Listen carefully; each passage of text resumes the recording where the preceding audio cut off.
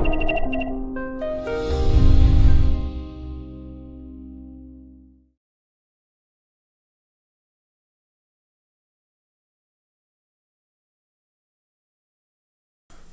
are a couple of market openings.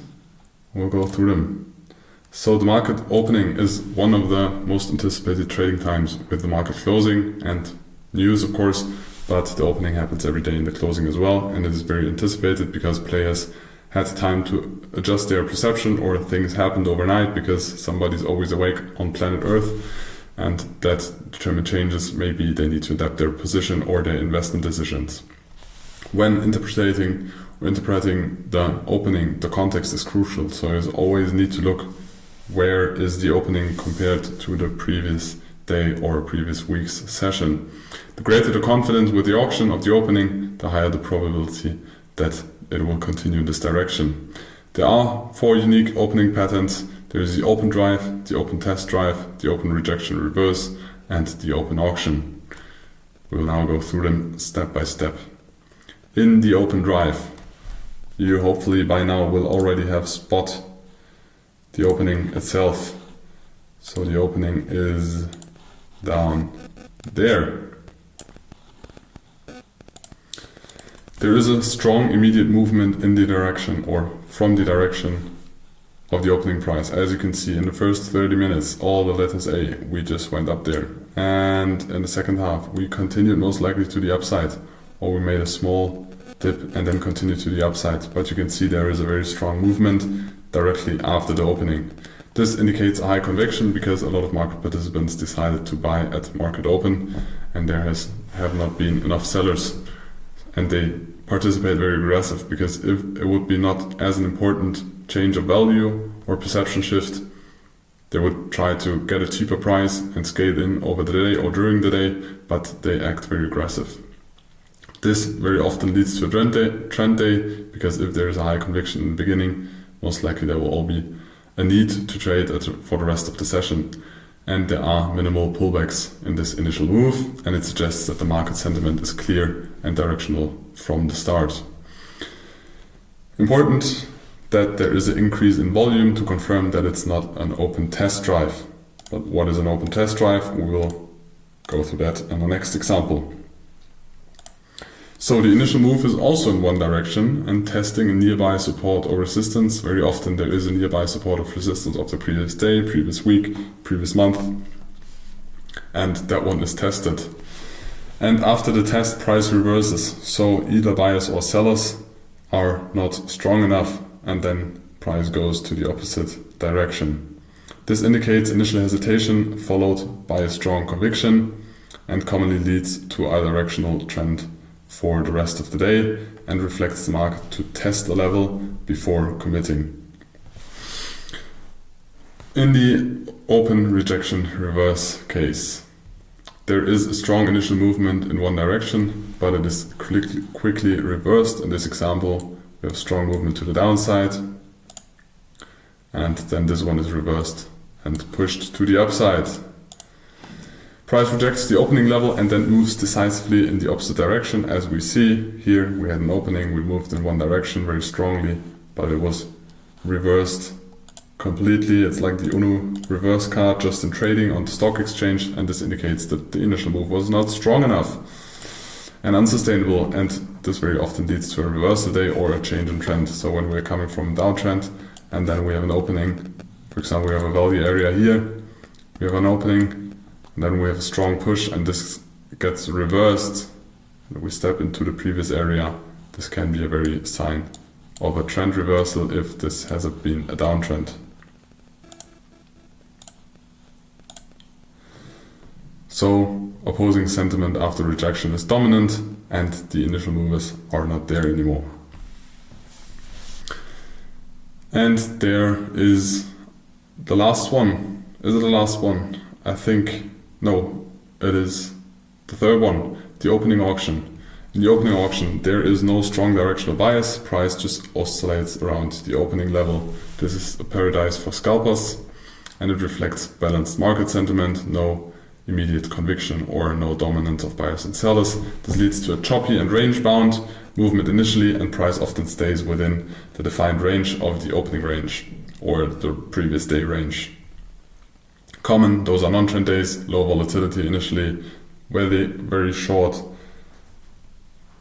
pips or ticks, or very short way you can trade, but it's a scalper's paradise. And no, it was the last opening session. Sorry, it's very late in the evening and my brain is kind of dead.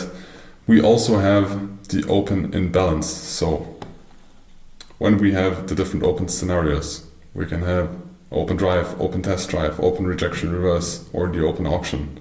But they can happen at different locations and you need to put them in context. So when we open in balance, you see the previous day profile, we have a B profile here, and we open in that balance. Then the likelihood of us staying in that previous value or range is high. So in balance we have overlapping TPOs and most likely they will continue to overlap.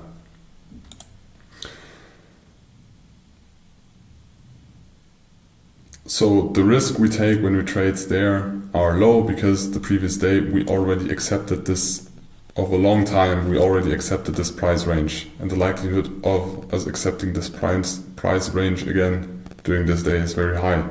So the trading risk is low you take, but also the trading opportunities are kind of low because you try to scale in at the edges of the fair value, and in this case they are reached from the upside, but we are looking for trades to the downside, like we teached in the volume profile, or we look for breakouts or breakout tries or tests, and then when we got back inside we try to trade to the other side of the value area because the likelihood of us staying in balance is higher than just continuing to trend.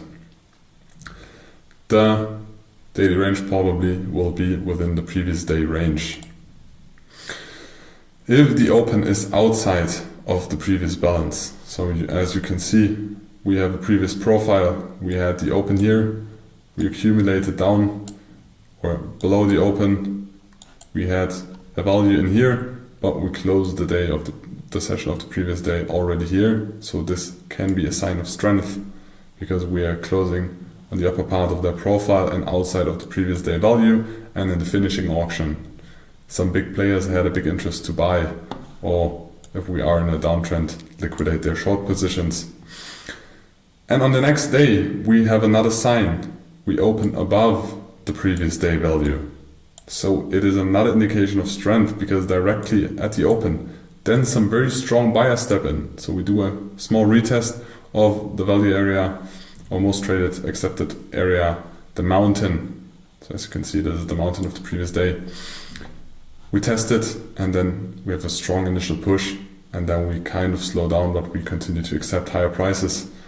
This is a strong indication of the start of a trend and that we will have a continuous trend day the following days.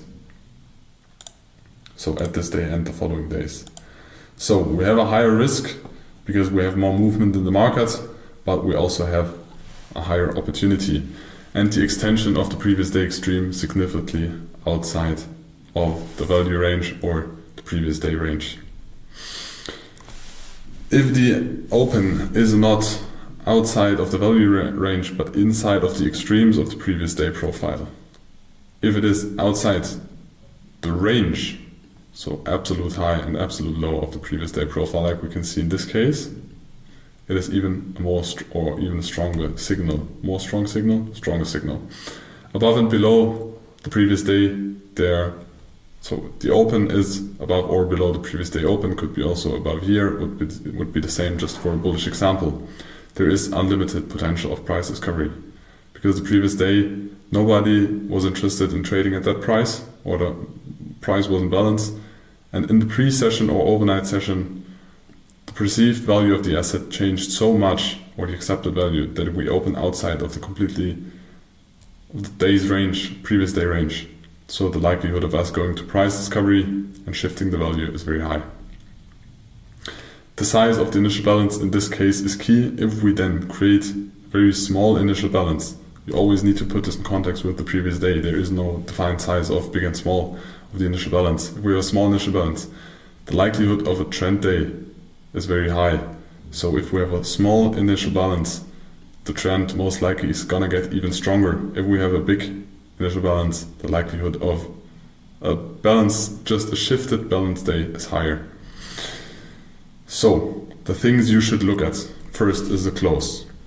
The close can be inside or outside the previous day value area of that day, on the same day value area. So a close outside with low volume is not as significant as with big volume, and it suggests that weak positions may need a continuation. Closes are very often tested. If you also need to look at the open, and the open is within the value of the previous day, the market may accept it or break out, but the first assumption is that we are going to accept it. If an open is outside the value, this can lead to a value shift, or is not a sign of a value shift, or a reversal back into the value area is possible. But when we accept the value area, the previous day value area, we already know how do we treat that. The initial balance represents the first hour of trading or the beginning of the trading session, and usually a big initial balance suggests a balance day, and a small initial balance initiates a potential trend. The value area, if the value area is small, most likely we'll just bounce around the value area. So we take out the highs, go back in, trade through it, take out the lows, trade through again from the other side, and it's more about responsive trades at the value area high or low. You also should look at the VPOC and high volume nodes. Prominent POC often attracts price because it is the price where most volume was or is traded, and indicates trade location if price, like we teach in the session before, of mountains and valleys, if that point is touched, you can check for trades over there. And single prints and low volume nodes, so markets typically get rejected at the first single print, as we already told you, when you have a trend day. So when there is a trend day and there is a single print and we get back into the single print area, it is likely that there is at least a first reaction. It does not have to be that we then continue, because we can also start to make a balance day, but if we continue, we will always try to scale in at that single print area. Signaling a price acceleration. Once trading occurs within single prints, markets will refill volume. So again, if we have a double distribution profile and we have some single prints in between, and maybe we closed here, we open there on the next day, so we are in this value area of the previous day, and then we start to accept price movements in this value area. In the single print area, we will very likely go to the POC above and then just fill this empty space up. So to accept this price of the previous day or previous week where we haven't spent much or tested the market participants over there. How do you detect strength and weaknesses? We have different things to look at. So we have a VPOC shift. If the VPOC shifts higher, so if we have a VPOC, one day it is there, then it is there, then it is there, a little bit lower, higher, higher. This indicates uptrend, because more market participants or bigger market participants accept on trading on higher prices.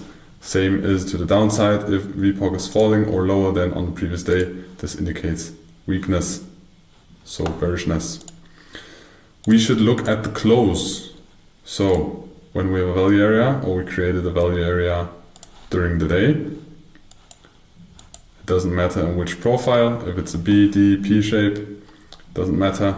We can have a close either inside the value area. So at the finishing auction where there's traded again a lot of volume, we accept the price, the likelihood of us opening again in that value area on the next day is very high.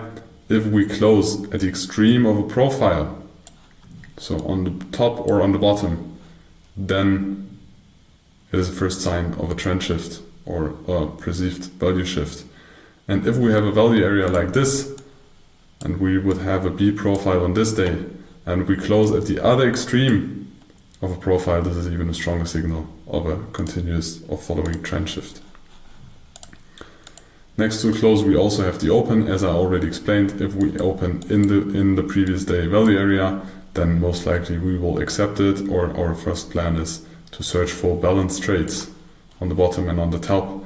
If we open above, we can just have a continuous move, but if we are close to the previous day value area, most of the time we test that area and either we bounce from it or we get inside and accept it. We are not always right. At some point we will get stopped out, but then the next trade idea most likely will work out. So the open can just close to the inside of the value area, outside of the previous day value area, or outside of the whole profile. This is one of the strongest signals of an opening. We have the value area, so for value areas it's the same as for POCs. If they overlap, the more they overlap, the weaker the sign of a trend is. If they start to shift more and more, the likelihood of the trend continuing is stronger. If they then start to overlap again, it is a sign of the trend weakening. If we have tails on the top, it means there was a strong seller. If we have tails on the bottom, it means we have a strong buyer. If we have ledges are multiple. In the dynamic setups, we will have more examples of this. But it is in the case of a profile. We don't have a tail. We have multiple letters on one level. So, for example, if we have a profile like this, I know it is very ugly, but you will get the point. And then we have a tail down here. We have a tail in this case, so this is our tail. We have a P-shaped profile, and we have a ledge on the top, because there are multiple letters on one level. As long as we have more than one letter on one extreme, it can happen on the top and the bottom. In this case, we would also have a ledge down here. We don't want this because the likelihood of this getting taken out is very high, or price testing this area. We want strong highs and strong lows, and we only have them with tails. So here's the point. Ledges, I just explained them, and you can look for single prints. So if you have ledges on the top, it's a weak sign that we will continue upwards, because if there is a profile where we had some ledges here, the likelihood of this getting taken out again is high. If we have single prints in a profile, so we have single print here, we have single print here, it is also a sign for continuation, and we can try to look for trades when we test those single print areas.